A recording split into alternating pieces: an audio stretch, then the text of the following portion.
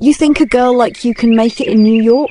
It's not a place for African artists," they told my daughter Wangechi in what would become an animated African story for upcoming artists. She sat there staring at the rejection letter, the words hitting her like a slap in the face. This was more than a rejection. It was a moment that could be seen as an animated African story with moral, a story about overcoming struggle that ties into our African heritage and our deep-rooted African wisdom. I remember that day well, when her dreams seemed to shatter and tears streamed down her face. But little did they know, Wangechi had a spirit that wouldn't give up. She was born to fight, to turn disappointment into strength, a true testament to the spirit found in African folktales and traditional African tales. Pay close attention, because this story will motivate you to become the best version of yourself. But don't forget to like, subscribe, and hit the notification bell for more inspiring stories like this. Thank you.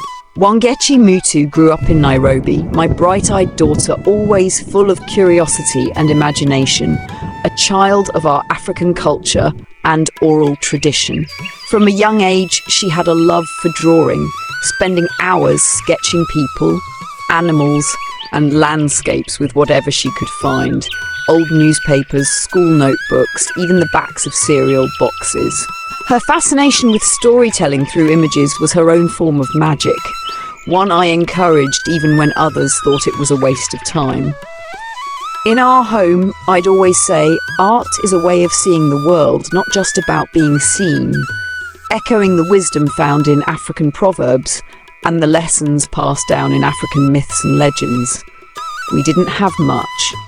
Her father worked tirelessly, and I sold vegetables at the market to make sure there was enough food on the table.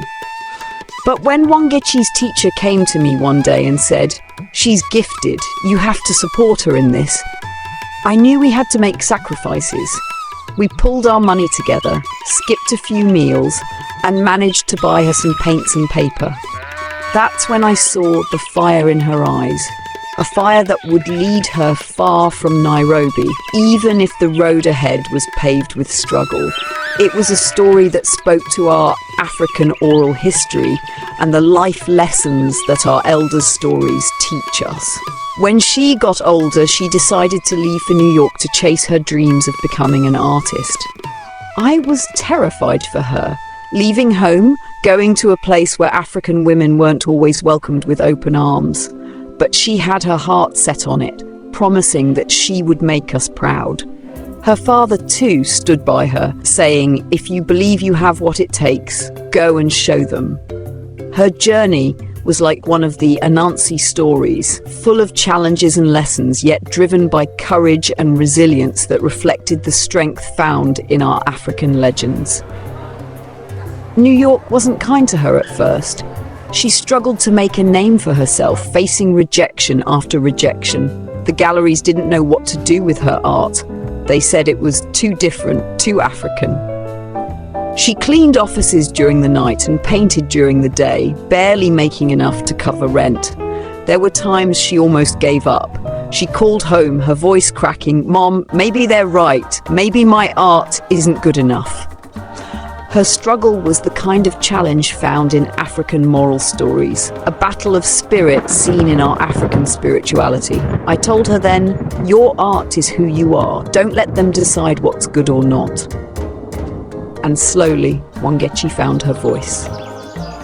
Her work became a unique mix of collages and sculptures that spoke about identity, femininity, race, and the environment. It was raw, it was real, and it told stories that no one else was telling. That's when the right people started noticing. She got her first small show in a local gallery, a place that didn't look like much, but to her, it was everything. Her story started to echo across the land like a YouTube animated story for upcoming artists, a tale of perseverance, one that showcased our African traditions. But with recognition came the whispers and the critics.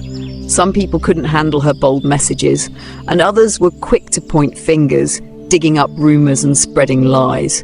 They said she was too controversial, that her art was disturbing, and some even questioned whether she was truly African enough because of her style and influences. It was painful watching my daughter's name being dragged through the mud, but she stood tall, using every word of criticism as fuel. It was a lesson that mirrored the cautionary African fables, stories with deep moral lessons that guide our children. She kept pushing boundaries, experimenting, and telling stories through her collages. Cut out images from magazines and photographs, put together to challenge how people saw African women, how they saw beauty, and how they saw the world. One of her early pieces, a series called My Dirty Little Heaven, caught the attention of people who mattered. Suddenly, she was collaborating with other artists and curators who believed in her vision, and her name started to spread beyond New York. If this story motivates you to become the best version of yourself, please like, subscribe, and hit the notification bell as we continue. Thank you. There was a moment that I'll never forget. Wangechi got invited to exhibit in London, a prestigious show that would finally put her on the map. I didn't have enough money to fly over, but she sent me pictures and I could see the joy on her face. A joy that was hard-earned. It was the first time she felt that her work was truly being seen, that her voice was being heard. She was no longer the girl from Nairobi struggling to fit in. She was Wangechi Mutu, the artist who had found her place in the world, a journey that belongs to the realm of cultural stories and ancestral wisdom. It wasn't long after that when she got called to collaborate with major museums. They were finally starting to see the depth in her art, the power in her message. Wangechi worked on installations that were displayed in galleries around the world, from the Brooklyn Museum to the Museum of Contemporary Art in Chicago. But she never forgot where she came from. Every chance she got, she'd talk about Nairobi, about her roots, about the market stalls where I used to sell vegetables. Her story was an example of folklore come to life, a reflection of our African oral history. When she came back to Kenya for the first time after years, I could hardly believe my eyes. She was the same Wangechi, but with a different light in her. She had done it. She had shown the world that African stories mattered, that African voices were powerful. She spent time visiting schools, encouraging young girls, showing them that they could do what she had done and more. This was her African history in the making, a piece of our African tales that would be told for generations. But the road wasn't without its setbacks. There was a time when one of her exhibitions was shut down due to what they called sensitive content. It hurt her, but she said to me, "If my work doesn't make them uncomfortable, then I'm not doing my job." She never let the setbacks stop her. Instead, she pushed harder, made her art louder, bolder, embodying the rebellious spirit of our African myths and legends. In recent years, her collaborations have taken her to new heights. She's worked with other African artists, musicians and writers, blending genres and styles to create something truly unique. There was even a project with a group of Kenyan women where they used discarded materials to make sculptures, turning trash into beauty. It was her way of giving back to the community, of showing that creativity could change lives, a living example of African proverbs and sayings brought to life through her art. Now her name is known, not just in Africa, but all over the world. People see her as a pioneer, a voice for African women, and a reminder that success doesn't come easy. It comes from embracing who you are, from refusing to be silenced, and from turning every failure into a chance to grow. Looking back, I am proud, not because she's famous, but because she never let go of what made her special. She stayed true to herself, even when the world tried to change her. I often tell the younger generation, remember Wangechi Mutu. Remember how she turned no into yes, how she made space for herself when no one would give it to her.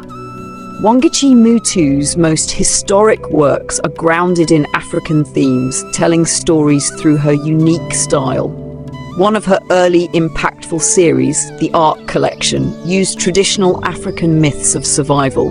She created hybrid creatures, part animal, part human, capturing the idea of transformation found in many African tales.